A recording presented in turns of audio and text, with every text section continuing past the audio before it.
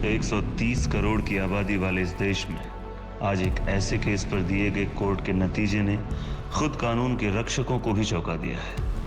ये केस शायद इस साल का सबसे बड़ा और हैरतअंगेज केस होने वाला है। दिन भर इधर उधर घूमता रहता है, कभी इस लड़की को छेड़ा, कभी उस लड़की को छेड़ा। आधा दिन तो तेरी शिकायतें सुनने में बीत जाता है मेरा। और ये क्या है? क्या है ये?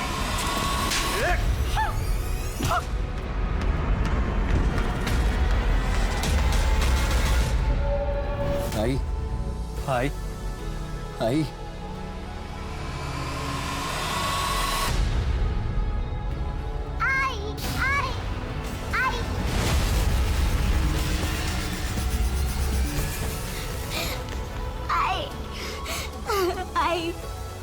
आई उठो ना भाऊ, बोलो नाई को क्या हुआ? भाऊ बोलो नाई को क्या हुआ? भाऊ बोलो ना।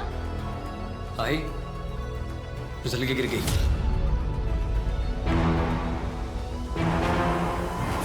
आई फिसल के गिर गई। क्या? क्या बोलेगी? आई फिसल के गिर गई। आई आई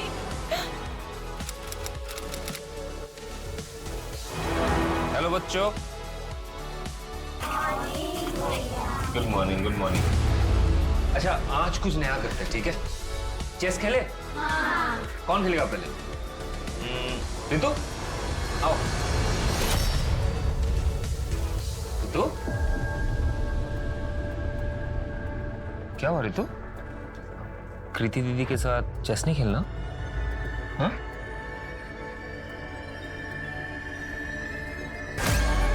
ये क्या हुआ? वो खाना बनाते टाइम। बचपन से बच्चों को सिखाया जाता है कि अनजान लोगों से बात न करें। ये जताया जाता है कि उन्हें अनजान लोगों से खतरा है। लेकिन आपको ये जानकर हैरानी होगी कि सेक्सुअल हरासमेंट के अधिकतर केसेस में जान पहचान के या घर के लोग दोषी निकलते हैं। तो अब किससे बच के रहना चाहिए, अनजान से या जान पहचान वाले से? नमस्कार, मैं दिव्यांका त्रिपाठी दहिया स्वागत करती हूँ आपका क्राइम पेट्रोल सतर्क के आज के खास एपिसोड में। रितु के हाथ में जो चोट लगी है ना कृति, मैं कह रहा हूँ उसका भाई उसके साथ घर पे जरूर मारपीट करता होगा। जब से उसकी मम्मी की मौत हुई है ना, वो क्लास में अजीब बिहेव करने लगी। काश मैं उसकी मदद कर सकता। मदद ही तो कर रहे हैं ना आप, अपना एनजीओ में उसे पढ़ा लिखा कर उसके पैरों पे खड़े होने में हेल्प ही तो कर रहे हैं। ऐसे नहीं, ऐसा कुछ जिससे मैं उसे उस नर्क से निकाल सकूं। कोई भी लड़की डोमेस्टिक वायलेंस डिजर्व नहीं करती, उसे इंडिपेंडेंट होना चाहिए। इंडिपेंडेंस से याद आया, गाड़ी चलाना सीख लो। मुझे गाड़ी चलाने भी आती है और मैं चलाती भी हूँ। वो बस ये नैरो लेन्स और भीड़ भाड़ वाली जगह में नहीं चलती मुझसे। भीड़ भाड़ में चलाओ, कॉन्फिडेंस बढ़ाओ अपना, ठीक है? बाकी मैं तो हुई। ठीक है ना?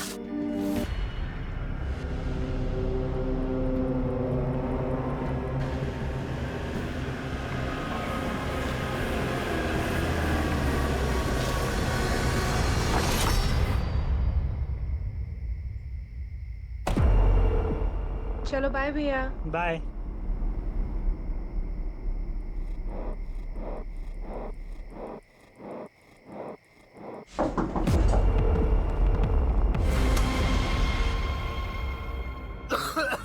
अरे मेरी सांस ही नहीं चल रही है।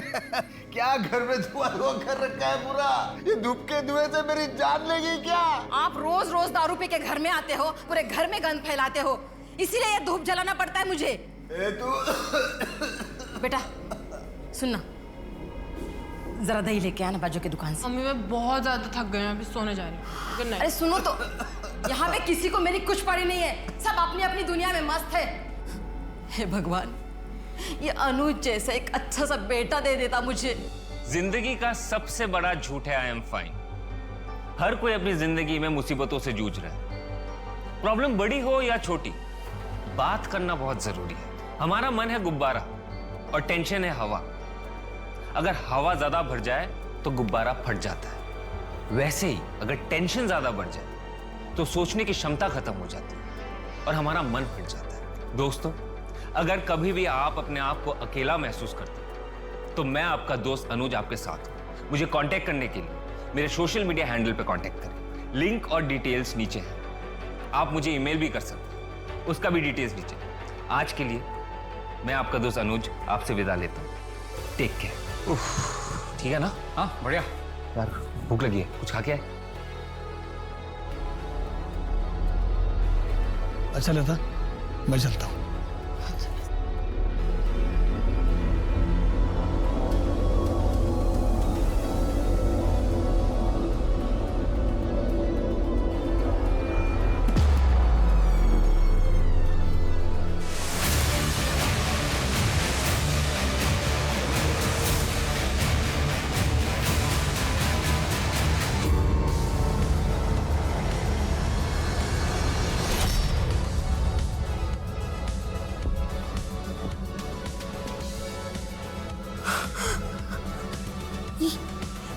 ये कैसे हो गया?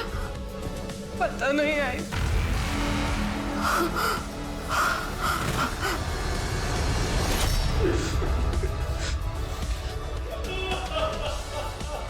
सर गैस खत्म हो गया था।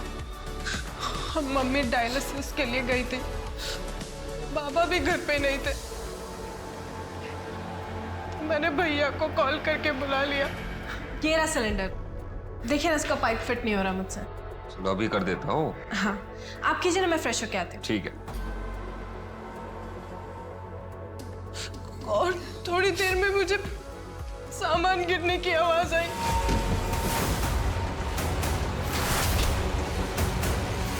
भैया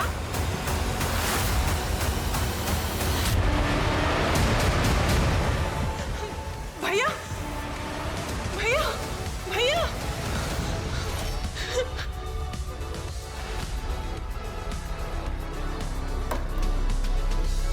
दरवाजा कब से खराब है? सर आज सुबह से ही खराब है। मैंने कारपेंटर को कॉल किया, वो शाम तक आएगा।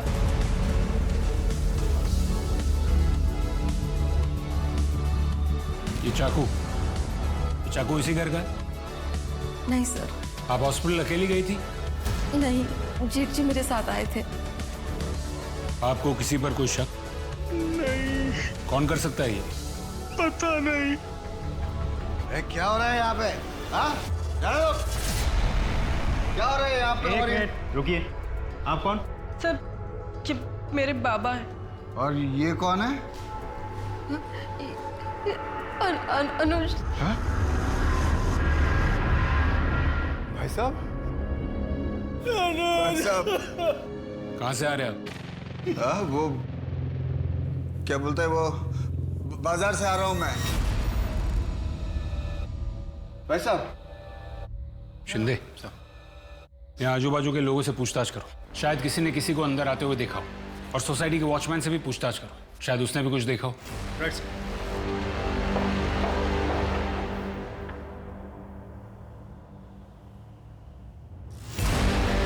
वॉचमैन, वॉचमैन, एक्सक्यूज मी, आपको पता है ये वॉचमैन कहाँ होगा? अरे ये राम सिंह पता नहीं कहाँ गया। इसका नंबर मिल सकता है? हाँ जी हाँ जी।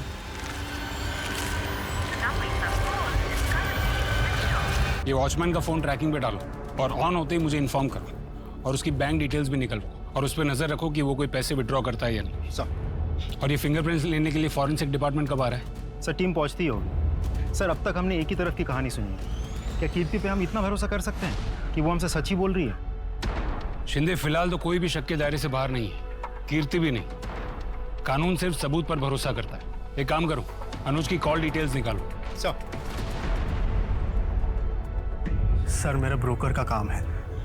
अनुज मेरा बहुत अच्छा दोस्त था। अभी कुछ दिन पहले ही मेरे 2-3 घरों के लिए उसी ने किराएदार दिए थे। कमीशन तक नहीं ली सर मुझसे। हमेशा सबकी हेल्प करता था। उसकी कोई गर्लफ्रेंड थी? नहीं सर। कीर्ति और अनुज के बीच रिश्ता कैसा था? नॉर्मल था सर। एक नॉर्मल भाई बहन के बीच में जैसा बॉन्ड होता है वैसा ही था।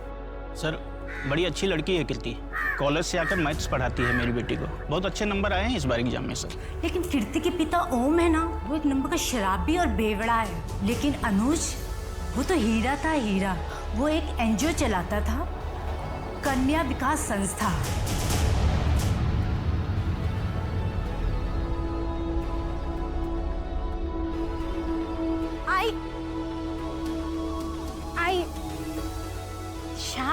क्या हुआ हुआ बेटा, क्यों रो रही है ऐसे? आई मुझे आपके साथ आना है। कल से तेरे एग्जाम है ना, 3 दिन की तो बात है। जैसे तेरे मामा की शादी होगी ना, मैं नागपुर से वापस मुंबई आ जाऊंगी। नहीं आई, मुझे भी आना है आपके साथ, मुझे अकेले नहीं रहना। अरे बाबा अकेले कहाँ है, बाबा है ना यहाँ तेरे साथ। सुन, जाने दे आई को, अच्छा है, कोई डांटने वाला नहीं है। हम लोग बहुत मस्ती करेंगे, खेलेंगे, आइसक्रीम खाएंगे, है ना? और मैं जल्दी आ जाऊंगी, 3 दिन की बात है, ठीक है? आप ध्यान रखो है इसका। चलती हो। चलिए भैया, बाय। सुन, 2-3 दिन की बात है, और मैं हूं ना तेरे साथ, तेरा बाबा। चल सर, फॉरेंसिक रिपोर्ट में मेन डोर पे जो फिंगरप्रिंट्स मिले हैं, घर वालों में से किसी की भी नहीं हो। इसका मतलब कीर्ति सच कह रही है। भैया जब किचन में थे तो मैं नहाने के लिए चली गई और थोड़ी देर में मुझे सामान गिरने की आवाज आई। घर में जरूर कोई घुसा था। और सर, पोस्टमार्टम रिपोर्ट के हिसाब से चाकू से अनुज पर 12 वार किए गए हैं। 12 वार? सर, इसका मतलब साफ है शिंदे, उन्हीं जो कोई भी है वो अनुज से बहुत गुस्सा था। एक और बात सर, ये वॉचमैन राम सिंह की बैंक अकाउंट डिटेल्स चेक किए मैंने। कुछ ही घंटों पहले उसने 75,000 रुपए कैश विड्रॉ किए हैं एटीएम से। 75,000 कैश? सर, इतने रुपयों की उसे क्या जरूरत आ पड़ी? सोसाइटी में बात करो और इसके बारे में पता करो। सर,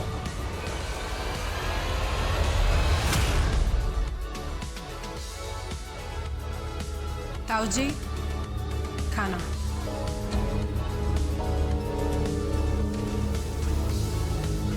ताऊ जी, अब हमारे साथ क्यों नहीं शिफ्ट हो जाते? कब तक ऐसे अकेले रहेंगे? मैं यहाँ ठीक हूँ बेटा। अच्छा खाना खा लीजिए ना, ठंडा हो जाएगा।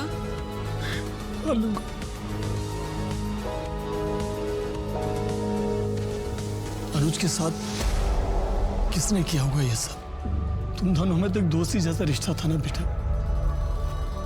शायद अनुज ने तुझे कभी बताया हो। नहीं ताऊ जी। ताऊ जी। बेटा, मैं एक रिक्वेस्ट करना चाहता हूँ तुझसे। बोलिए ना। एनजीओ शुरू किया था अनुज की मम्मी ने, और उसके जाने के बाद अनुज ही संभालता था उसे। मेरी एक रिक्वेस्ट है बेटा, एनजीओ को तू संभाल ले। ताऊ जी, लेकिन मैं कैसे कर पाऊंगी ये सब? कर पाएगी बेटा, मेरा विश्वास है तू कर पाएगी। करेगी ना? बोल। येलो येलो येलो, क्या पी रहे हो तुम लोग? हाँ तुम लोग रोज बोलते थे ना मैं तुमको कभी नहीं पिलाता हूँ। ये लो आज मेरी तरफ से, वो भी अंग्रेजी वाले। ये मार, ये देख।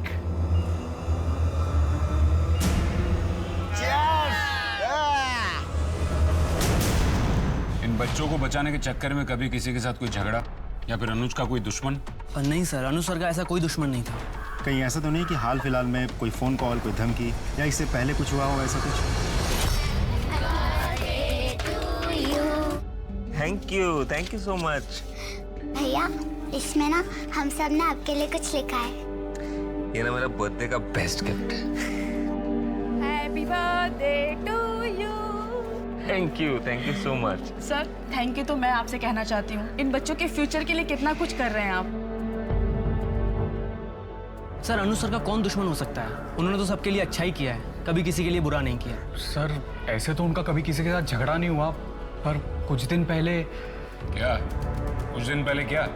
सर, अनुज सर के सोशल मीडिया पर बहुत सारे फॉलोअर्स हैं। वो मोटिवेशनल वीडियोस बनाते हैं ना, तो अक्सर लोग ऑफिस में उनसे मिलने आया करते। उस दिन भी आपकी वीडियोस ने तो मेरी जिंदगी ही बदल दी है। मुझे अपनी लाइफ के बारे में सोचने की इंस्पिरेशन आपके वीडियोस देखकर ही मिलती है। और फिर मुझे लगा कि मैं तो अपने पति से प्यार ही नहीं करती। क्या है ना, अरेंज मैरिज में प्यार होने के लिए थोड़ा सा वक्त लगता है। नहीं, ऐसा नहीं है, मैं तो उनसे डिवोर्स ले रही हूँ। अगर आप 100% श्योर है इस चीज़ को लेकर, मतलब डिवोर्स को लेकर, तो फिर आपको वही करना चाहिए जो आपको ठीक लगे। ये आपकी ज़िंदगी है। ये आपके लिए। अपने दर्शकों से मैं यूजुअली गिफ्ट एक्सेप्ट नहीं करता हूँ। I am sorry. मैं सिर्फ आपकी दर्शक थोड़ी ना हूँ। हमारे बीच तो एक अलग सा कनेक्शन है, दोस्ती का, या फिर उससे भी कहीं ज्यादा। ठीक है, मैं ये अपने एनजीओ के बच्चों में बांट दूंगा। Thank you. फिर मैं आपको नेक्स्ट टाइम कुछ ऐसा गिफ्ट दूंगी कि आप किसी और के साथ शेयर नहीं कर पाएंगे। 2 दिन के लिए मेरे पति बाहर जा रहे हैं। हम डिनर पर चले? देखिए, ये सही नहीं हो रहा। आप शादीशुदा है, ये सब आपको शोभा नहीं देता। पर मैं सर, आपको वो मीटिंग के लिए जाना था ना? हाँ हाँ। बाय। उस दिन के बाद भी उस लड़की ने सर को बार बार कॉल करके परेशान कर दिया। अनुज सर के लगातार मना करने के बाद भी उस लड़की ने सर के साथ कॉल पर गाली गलौज तक की।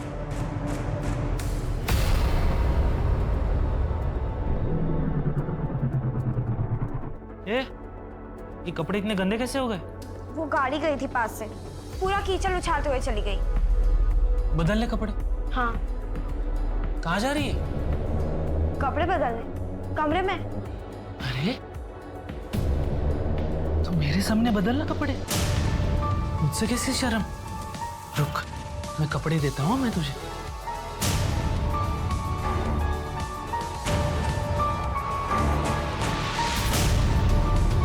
ये ले, बदलने मेरे सामने। बदल कपड़े,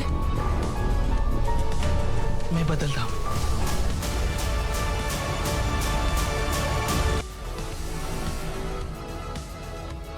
सर, उस वॉचमैन राम सिंह के बारे में कुछ पता चला है। इस आदमी को इससे पहले 3 नौकरियों से निकाला गया। इसके झगड़ालू स्वभाव की वजह से ये कहीं भी जाता है, लड़ाई करता है, झगड़ा करता है।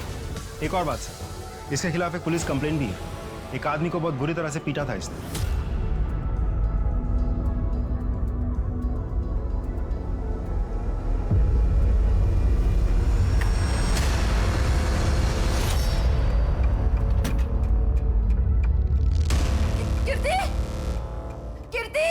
कीर्ति जल्दी आ। कीर्ति, ये देख, ये देख, ये देख, ये देखना, सब खाली है। पैसे नहीं, गहने नहीं, कुछ भी नहीं। लास्ट कब देखे थे गहने? सर, कुछ 4-5 दिन पहले। आई लॉकर ज्यादा खोलती नहीं है। उन गहनों की कोई फोटोज? हाँ।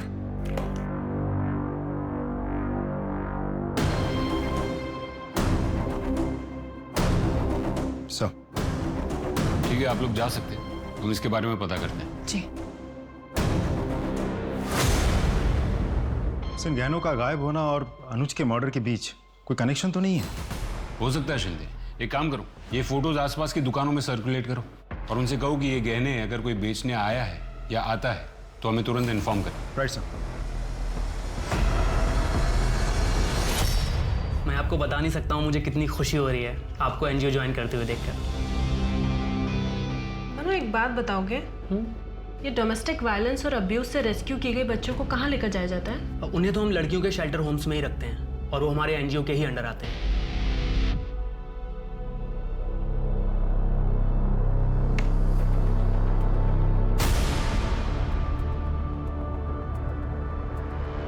जली हुई रोटी। पिछली बार जो तुझे दर्द दिया था भूल गई क्या? जो आज फिर से मुझे जली हुई रोटी खिला रही है? देख, गेट पे कौन है? हाय रितु, किया था आपका? मेरा नाम अनुज है, कन्या विकास संस्था से आऊं। हमें सरकार ने अपॉइंट किया रितु को ले जाने के लिए। क्यों? क्यों ले आना? क्योंकि तुम रितु के साथ बुरा बर्ताव करते हो। बहन है मेरी वो, और देखता हूँ कौन और कैसे लेके जाता है। लड़ाई करोगे हमसे? करो, सब रिकॉर्ड हो रहा है। सिविल केस तो लग ही गया है तुम्हारे ऊपर, अब क्रिमिनल केस भी लगेगा। लंबा अंदर जाओगे। रितु, बेटा इधर आओ। रितु, कहीं नहीं जाओगे तुम।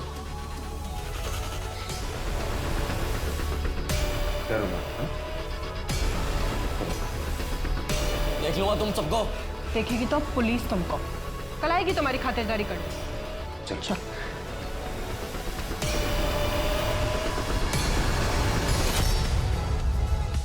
और ये शेल्टर होम्स कहाँ पर है? एक तो कोथरूड में है, दूसरा दापोली में।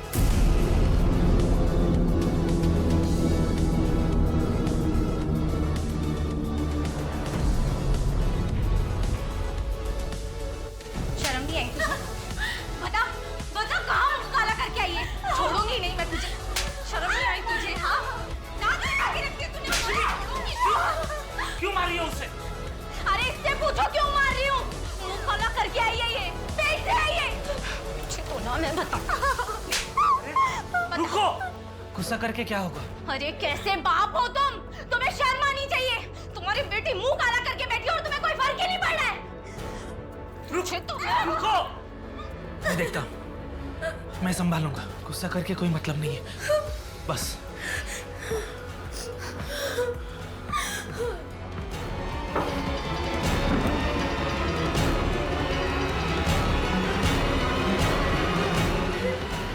बेटा,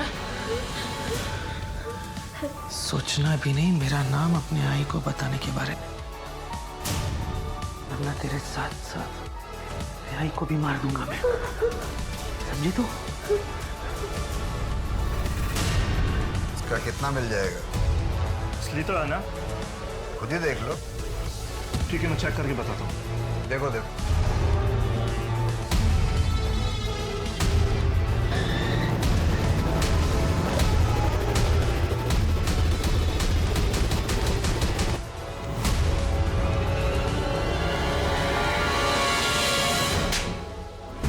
कई घर में चोरी क्यों की तूने? साहब जरूरत थी पैसों की। मेरे घर में कोई सीधे मुंह बात तक नहीं करता है मुझसे। बड़े भैया भी पैसा ला करके लता के हाथ में देते हैं। तुझे दारू के लिए पैसों की जरूरत थी ना? हाँ थी ना। दारू पीता हूँ तो मेरे को सब बुरा समझता है। हाँ हूँ बुरा साहब हूँ। कम से कम अनुज के जैसा दिखावा तो नहीं करता अच्छा होने का। क्या मतलब? मतलब उसका चक्कर चल रहा था। वो रेस्टोरेंट में लड़की के साथ हाथ में हाथ डाल के ऐसे बैठा था, देखा मैं उसको। कब की बात है ये गए रविवार की बात है साहब। गए रविवार? तो गए रविवार तो वैलेंटाइंस डे। जी मैं कन्या विकास संस्थान से आई हूँ।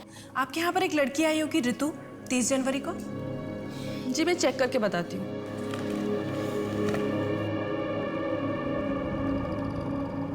नहीं, ऋतु नाम की तो कोई लड़की नहीं आई है। शायद कोट रूट वाले शेल्टर होम ले गए हों। नहीं, वहाँ तो मैं पहले ही देख कर आई हूँ। वहाँ तो नहीं है। कहाँ गई होगी?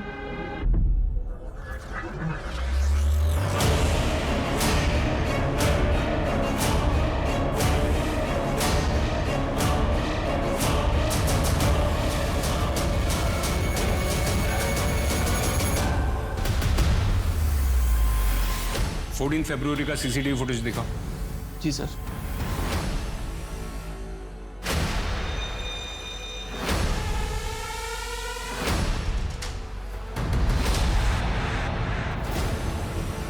या अंदर का सीसीटीवी फुटेज दिखाओ। सर कुछ दिन पहले ही कैमरा खराब हुआ है। ठीक है, थोड़ी देर के बाद वो लोग बाहर तो निकले होंगे ना, बाहर की फुटेज दिखाओ।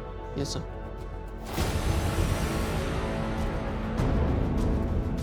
रुको रुको रुको। तो ये फुटेज क्लियर नहीं है, जिसकी वजह से गाड़ी का नंबर नहीं दिख रहा। एक काम करो, इस फुटेज की क्वालिटी ठीक करने के लिए आईटी टीम को भेजो। इस लड़की का पता लगना बहुत जरूरी है। सब आगे चलो।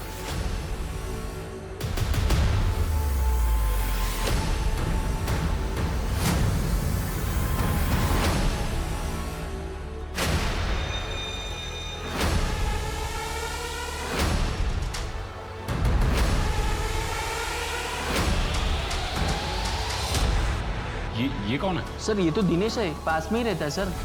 देखो, प्यार से पूछ रहे हैं तो बता दो, क्या हुआ था तुम्हारे और अनुज के बीच? क्या हुआ? कुछ नहीं हुआ तृप्ति, वो इंस्पेक्टर साहब को कुछ गलतफहमी हो गई थी। तृप्ति? हाँ। क्या तुम वही तृप्ति हो जो अनुज के ऑफिस उससे मिलने आई थी? तुम उससे मिलने गई थी? हाँ तो क्या? वैसे भी मैं तुमसे डिवोर्स ले रही हूँ। सर इसीलिए गया था मैं उस अनुज के पास। सर उसने मेरी शादीशुदा जिंदगी को तबाह कर रखा है और उसी की वजह से ये मुझसे तलाक तक ले रही है। और इसीलिए तुम झगड़ने वहां पहुंचे? सर मैं परेशान हो चुकी हूँ इस आदमी से। अनुज ने पुलिस कंप्लेंट की है ना इसकी। अच्छा किया, ले जाइए इसे, डाल दीजिए जेल में। जेल में कोई ना कोई जाएगा, ये बात तो पक्की है, क्योंकि अनुज का मर्डर हो चुका है।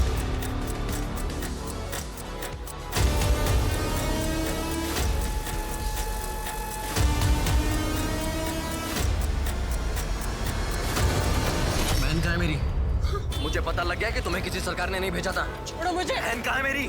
बचाओ, बचाओ मुझे। क्या हुआ?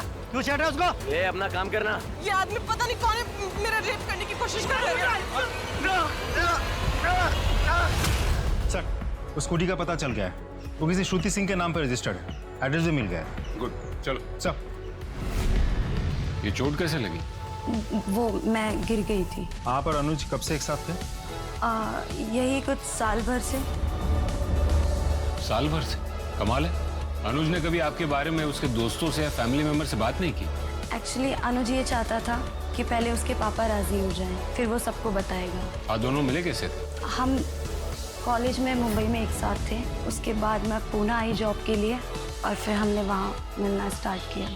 आओ आओ आओ, ये देखो, ये रहा तुम्हारा नया घर। कैसा लगा? घर तो बहुत अच्छा है। थैंक यू सो मच यार। थैंक यू बोलने की कोई जरूरत नहीं है। एक्चुअली क्या है ना, मेरा दोस्त ब्रोकर है। अच्छा, तुम्हारी कोई गर्लफ्रेंड है? एक्चुअली मैं शादीशुदा हूँ, मेरा एक बेटा भी है। ओके।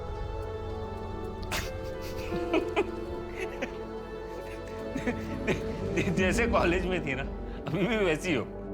और तुम भी ना बिल्कुल वैसे ही हो, बिल्कुल नहीं बदले, बिल्कुल नहीं बदले। अनुज के कॉल डिटेल्स में हमें आपके नंबर की एंट्री नहीं दिखी, ऐसा क्यों? एक्चुअली हम कॉल पे ज़्यादा बात नहीं करते थे, ऑनलाइन चैटिंग पे बात करते थे। वैसे गिर कैसे गई थी आप? वो मैं जॉगिंग करते वक्त। सर, बहुत ही अजीब रिश्ता था दोनों के बीच। फ़ोन पे एक दूसरे के साथ बात नहीं करते थे। 1 साल से एक साथ है, किसी को भनक तक नहीं लगी इस बात की। हाँ, अजीब तो है।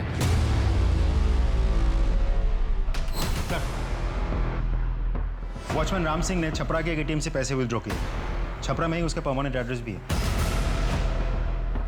बिहार पुलिस से कांटेक्ट करो और उनसे कहो कि उस लोकेशन पे रेड करें। Right sir.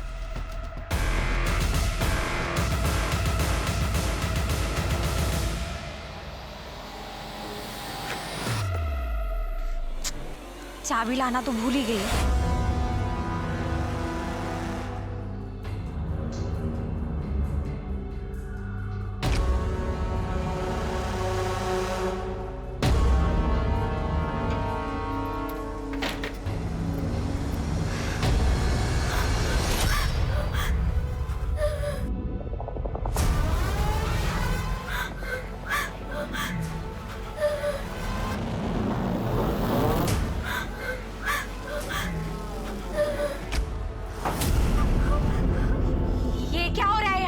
कुछ नहीं, वो बस वो फिसल गई थी, बाकी कुछ नहीं। बाकी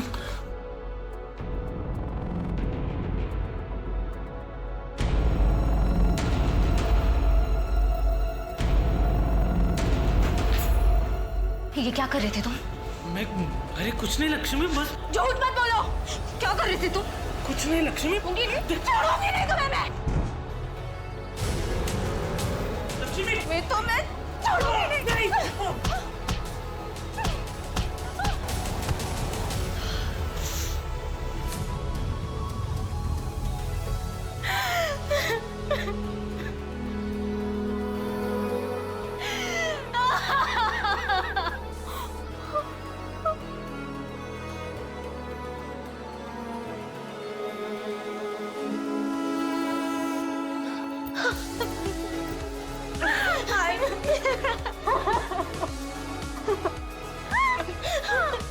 मुझे माफ कर दे बेटा, तेरे साथ इतना सब होता है। मैं कुछ नहीं है, आपकी कोई गलती नहीं।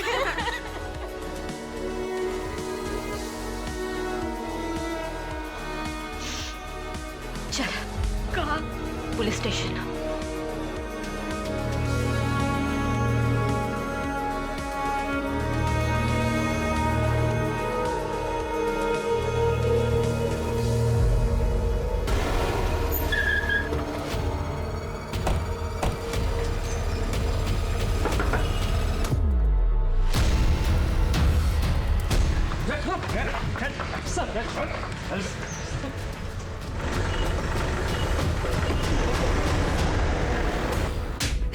सच बोल, सच बोल। साहब, हमने अनुज बाबा को नहीं मारा था, वो अच्छे आदमी थे, उनको मारकर भला हमको काम मिलेगा साहब।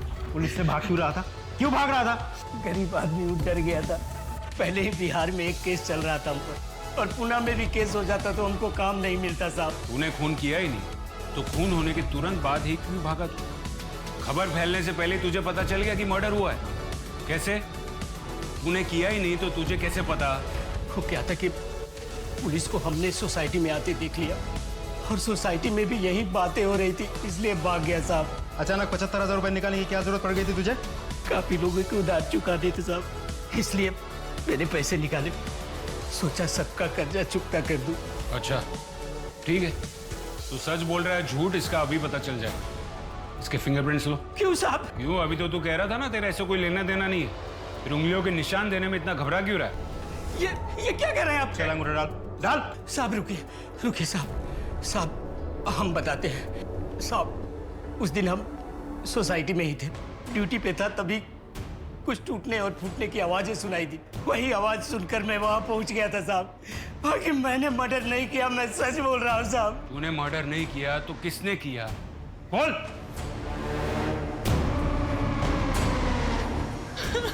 क्या हुआ मैडम? मैडम ये कैसे हुआ?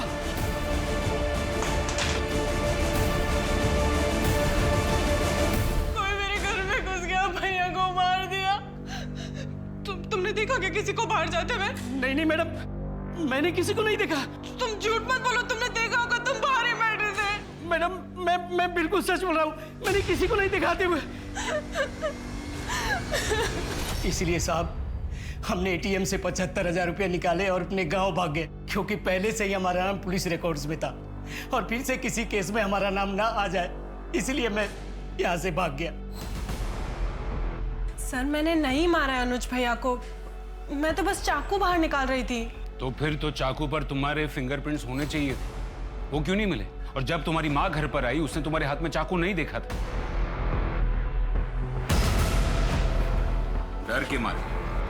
डर के मारे तुमने कपड़े से साफ करके फिंगरप्रिंट्स मिटा दिए। क्यों? जब मारा ही नहीं तो सबूत क्यों मिटाए? सर आप ऐसे ही हवा में इल्जाम लगा रहे हैं, कोई सबूत है आपके पास? एक नई बात सामने आई। सर ये आदमी एनजीओ में घुसा है और वहां पर हंगामा कर रहा था। तो क्यों ना करो हंगामा? तुम्हारा अनुज मेरी बहन को लेके गया था, कहाँ है वो? सर ये बात इससे 10 बार कह चुका हूँ। सर इसकी बहन का नाम हमारे रिकॉर्ड्स में नहीं है, और अगर वो सर हमारे एनजीओ आई भी होती तो हम उसे शेल्टर होम भेजते। पुणे में 2 शेल्टर होम है और मैंने दोनों जगह बात की है। इसकी बहन ऋतु का नाम वहाँ भी नहीं है। सर ये बिल्कुल झूठ बोल रहा है। कौन कौन आया था तुम्हारी बहन को लेने? सर अनुज था और साथ में एक सरकारी कस्टोडियन लड़की थी। किस दिन की बात है ये? 30 तारीख को 3 बजे के आसपास। शिंदे सर, अनुज की कॉल डिटेल्स एक बार फिर से चेक करो, खास करके 30 तारीख की डिटेल्स चेक करो।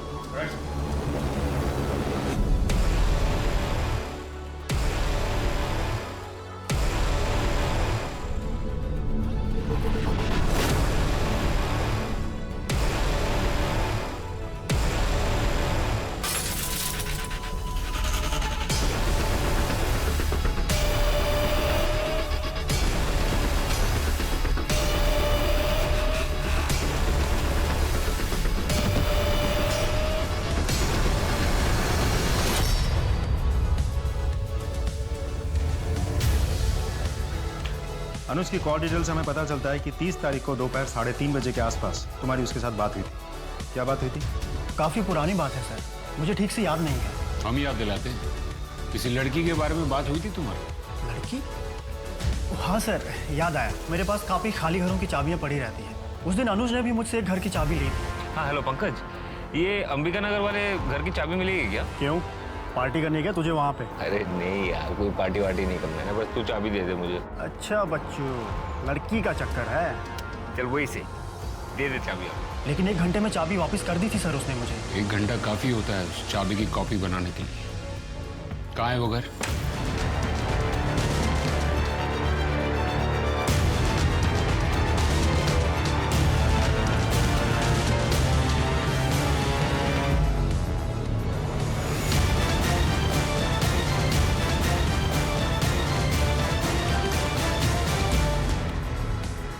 बेटा अनुज भैया तुमको उस दिन घर से लेकर गए, उसके बाद क्या हुआ? अनुज भैया वो मैं आओ आओ, शेल्टर होम मंडे को खुले, तब तक तुम यहीं पे रहोगी, ठीक है? भैया इतने बड़े घर में मैं कभी नहीं रही। थैंक यू भैया। चलो तुम्हें घर दिखाता हूँ। हाँ। इस तरफ। अनुज भैया मेरा पूरा ख्याल रखते थे, अच्छे से खाना देते थे। अच्छा है, किसी भी चीज की जरूरत पड़े तो मुझे बताना, ठीक है? फिर उसके बाद क्या हुआ?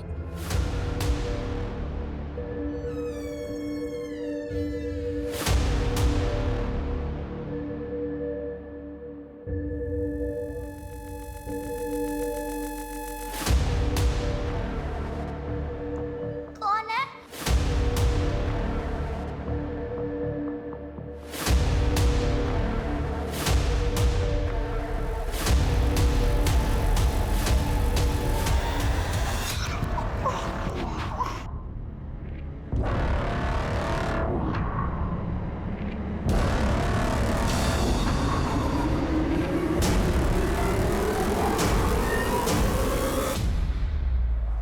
घबराओ मत, मैं ही तो हूं। मैंने तुम्हारे लिए इतना कुछ किया है, तुम मेरे लिए इतना तो कर ही सकती हो ना?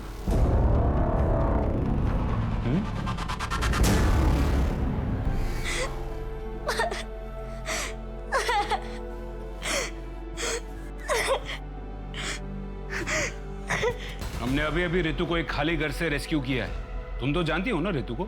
रितु ने हमें बताया कि अनुज ने उसे फिजिकली मोलेस्ट किया था। तुम्हें कुछ कहना है इसके बारे में? क्या तुम इन सब में डायरेक्टली या इनडायरेक्टली इन्वॉल्व थी? तुम भी तो थी ना रितु को उसके भाई के घर से बाहर निकालने में। बताओ कीर्ति, तुमने अनुज का खून क्यों किया? सर आप अभी भी हवा में इल्जाम लगा रहे हैं। आपको पहले भी बोल चुके हैं, मैंने अनुज भैया को नहीं मारा है। बाकी अगर कोई सबूत है आपके पास तो दिखाइए। सबूत नहीं है, आई विटनेस है, जिसने तुम्हें मर्डर वेपन हाथ में पकड़े हुए देखा और फिर तुमने उस वेपन पर से अपने फिंगरप्रिंट्स मिटा दिए। इसलिए सबूत न होने के कारण तुम पर मर्डर तो नहीं, लेकिन मर्डर वेपन के साथ छेड़छाड़ करने का केस तो बनता है। और जब तक ये केस कोर्ट में नहीं जाता तुमको यहीं रहना होगा।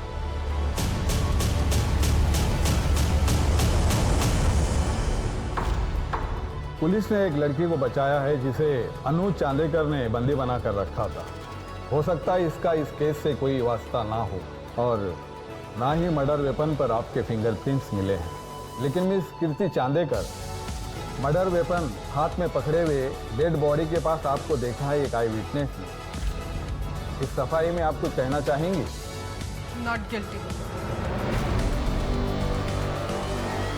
लेकिन उस दिन के बारे में मैं कुछ और बताना चाहती हूँ। बताइए उस दिन क्या हुआ था?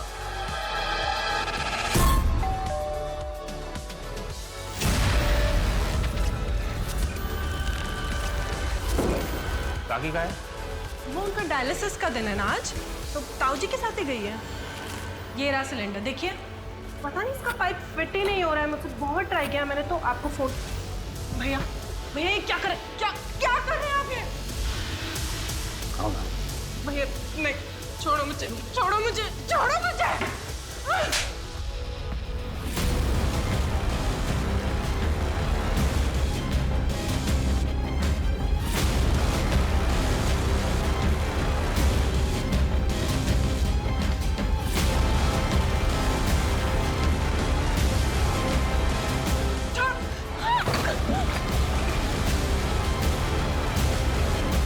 भैया प्लीज प्लीज मुझे जाने दो, प्लीज छोड़ दो। क्या हो गया दीदी?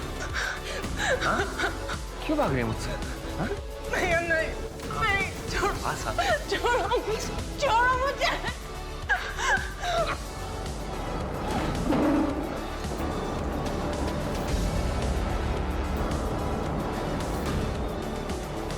क्या हो गया तुझे? भाग क्यों रही है मुझसे?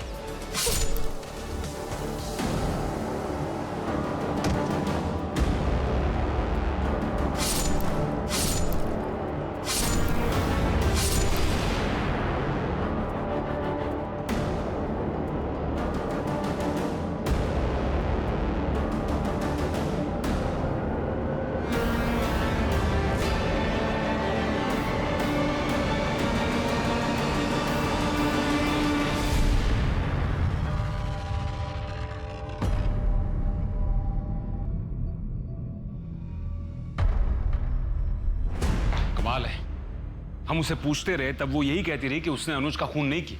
अब यहाँ कोर्ट में उसने सब कबूल कर लिया। पता नहीं कीर्ति ऐसा क्यों बोल रही है। मेरा बेटा अनुज कभी भी ऐसा नहीं कर सकता। सिर्फ कीर्ति नहीं, अनुज भी कितना शरीफ है इस बात को साबित करने के लिए एक और सबूत है हमारे पास। मतलब? एक लड़की की ऐसी हालत है कि वो हॉस्पिटल में, तो दूसरी बदनामी के डर से इतनी सहम गई है कि अब भी अनुज के मरने के बाद भी वो लोगों से यही कहती है कि वो अनुज की गर्लफ्रेंड थी, जबकि हकीकत ये है कि वो भी कीर्ति की ही तरह अनुज की दरिंदगी का शिकार थी। नहीं नहीं, ये क्या बात करें इंस्पेक्टर साहब आप? अनुज बहुत अच्छा लड़का था, कीर्ति का इतना ख्याल करता था। कीर्ति का क्या, हम सबका ख्याल रखता था। अनुज तो अनजाने लोगों की भी मदद किया करता था। कीर्ति झूठ बोल रही है। कमाल है, आप कीर्ति की माँ है, वो कह रही है कि उसके ऊपर रेप अटेम्प्ट हुआ है और आपको उसकी बात पर यकीन नहीं। क्यों? क्योंकि हमें कीर्ति से ज्यादा अनुज पे विश्वास था। कीर्ति की झूठ बोलने की आदत से हम परेशान हो चुके थे। कॉलेज जाने वाली छोटी छोटी बातों को लेके भी वो झूठ बोला करती थी हमसे। देखिए, बच्चे तो ऐसी बातों में अक्सर झूठ बोल ही देते हैं, इसका मतलब ये नहीं कि वो अभी झूठ बोल रही हो। लेकिन ये एक बार नहीं, कई बार हो चुका है इंस्पेक्टर साहब। एक बार हमारे घर में एक मजदूर आया था, उससे लोगों से उसने ये कहकर पिटवाया कि वो उसे घूर रहा है। आप ही बताइए, कीर्ति की बातों पे विश्वास कैसे करें? लगभग 1 महीने से ज्यादा ये केस कोर्ट में अटका रहा। जब बात रेप की होती है, मॉलेस्टेशन की होती है, तो समाज की सोच ही उलट जाती है।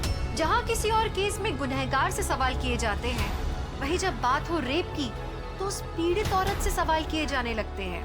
उल्टा उस लड़की पर ही दोष लगने लगते हैं कि उसने कुछ किया होगा, उसने उकसाया होगा, गलत कपड़े पहने होंगे, गलत टाइम पर घर से निकली होगी, वगैरह वगैरह। इसी के चलते भारतीय न्याय प्रणाली में औरतों के खिलाफ हो रहे रेप्स, बढ़ते हुए अपराधों को लेकर ठोस कानून बनाए गए हैं।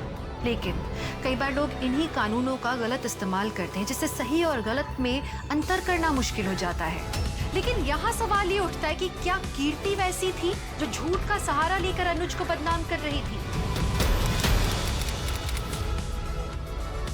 आप ये कह रहे हैं कि अनूप चांदेकर काफी सालों से आप पर रेप करते आए हैं? जी सर। मैं 13 साल की थी, तब से वो ये सब करते आए मेरे साथ। मेरा 13th बर्थडे था, तब उन्होंने सबसे पहले। भैया, हम कहाँ जा रहे हैं भैया? भैया रुको ना, कहाँ जा रहे हैं हम? बोलो ना।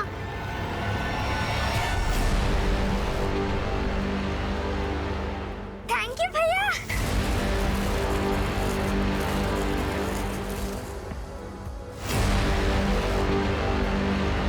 बहुत सुंदर है।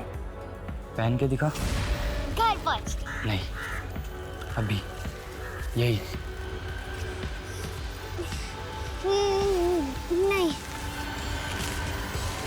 भैया तू क्या है? जैसा मैंने कहा, अगर वैसा नहीं किया तो इससे ज्यादा दर्द होगा।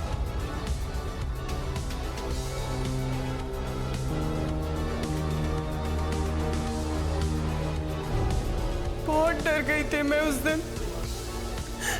अगले 4 साल तक वो बार बार मेरा रेप करते रहे।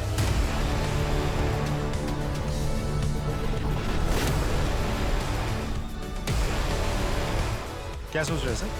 अब तो केस भी सॉल्व हो गया। शिंदे, अभी भी ऐसा लग रहा है जैसे केस की कुछ कड़ियां अब भी जुड़नी बाकी। मैंने बहुत कोशिश की कि मम्मी को सब कुछ बता दूं। अरे वाह कीर्ति, नई फ्रॉक किसने दी? अनुज भैया ने। कितनी खूबसूरत फ्रॉक है, कितनी छान दिसते तुला। लेकिन इतनी गंदी कैसे हो गई है? वो अनुज भैया ने कहा सामने पहनने के लिए। ठीक है, एक गंदी हो गई ना फ्रॉक, जाके बदली कर दे। हाँ?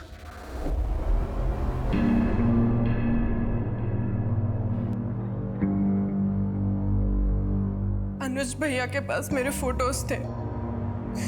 अगर ये बात मैं किसी को भी बताती तो वो फोटोज ऑनलाइन डाल देते।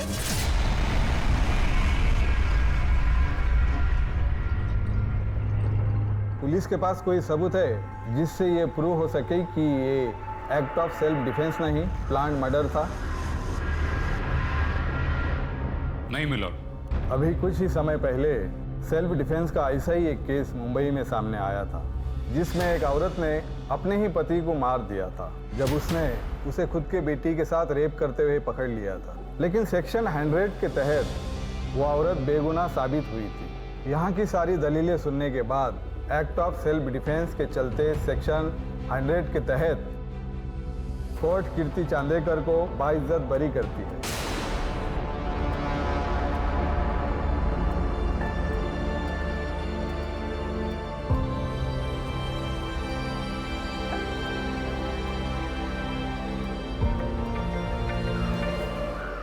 क्या सोच रहे सर? अब तो केस भी सॉल्व हो गया। शिंदे, केस खत्म होने में और केस सॉल्व होने में फर्क है। केस खत्म हो गया और कोर्ट ने फैसला भी सुना दिया, मगर अभी भी ऐसा लग रहा है जैसे केस की कुछ कड़ियां अब भी जुड़नी बाकी है। कीर्ति ने अनुज को घर बुलाया जब ये हादसा हुआ। जब घर में कोई नहीं था उस वक्त गैस खत्म हो गई और वो चाकू भी वहीं टेबल पर पड़ा था। एक ऐसा चाकू जिसके बारे में घर वालों में से किसी को भी नहीं पता। घर वालों में से किसी ने वो चाकू नहीं खरीदा था, इसका मतलब कीर्ति ने वो चाकू खरीदा हो। आसपास की दुकानों में पता करो।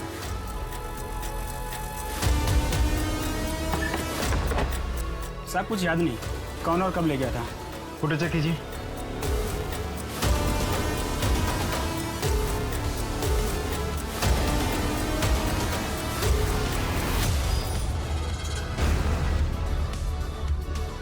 कोर्ट ने तुम्हें सेल्फ डिफेंस के केस में बरी कर दी, लेकिन तुमने चाकू मर्डर से 2 दिन पहले ही खरीद लिया। क्यों? तुमको पहले से ही पता था कि सेल्फ डिफेंस में उसकी जरूरत पड़ेगी। ये कोई सेल्फ डिफेंस के लिए नहीं, बल्कि बहुत ही शातिर तरीके से प्लान किया गया मर्डर था, है ना? आपको क्या लगता है कोर्ट में हर कोई झूठ ही बोलता है या थोड़ा बहुत सच भी बोलता है? बचपन से मेरे साथ रेप होने वाली बात एकदम सच है। मतलब तुमने जो भी किया वो बदले की भावना से किया। लेकिन एक बात समझ में नहीं आई, अगर तुमको अनुज को मारना ही था तो इतने सालों के बाद क्यों मारा? एक बात बताइए, अगर आपके साथ कभी कुछ बुरा हुआ हो, क्या आप चाहेंगे किसी और के साथ भी वैसा हो? ये किसके लिए? ऋतु के लिए, नई जिंदगी की जो शुरुआत कर रही है। अच्छा, आप शेल्टर होम में जा रहे हैं ना? मैं भी चलूं आपके साथ? अरे नहीं, वो ज्यादा लोगों से मिलने नहीं देते उसे। इतना जो सहा है उसने अभी। कौन से शेल्टर होम में है वो? जहाँ पे भी है खुश है। तुम जान के क्या करोगे? ऋतु के साथ वो सब ना हो जो मेरे साथ हो रहा था।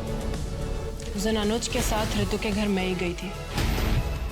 मुझे लग रहा था मैं उसकी मदद कर रही हूँ, लेकिन जब मैंने वो फ्रॉक देखी तब मैं समझ गई कि ऋतु खतरे में है। ऋतु के साथ मैं ऐसा कुछ भी नहीं होने दे सकती थी जो मेरे साथ हुआ है। लेकिन एक बात तो तय है कि तुमने मर्डर किया है, एक प्लान्ड मर्डर। आपको जो सोचना है आप सोच सकते हैं।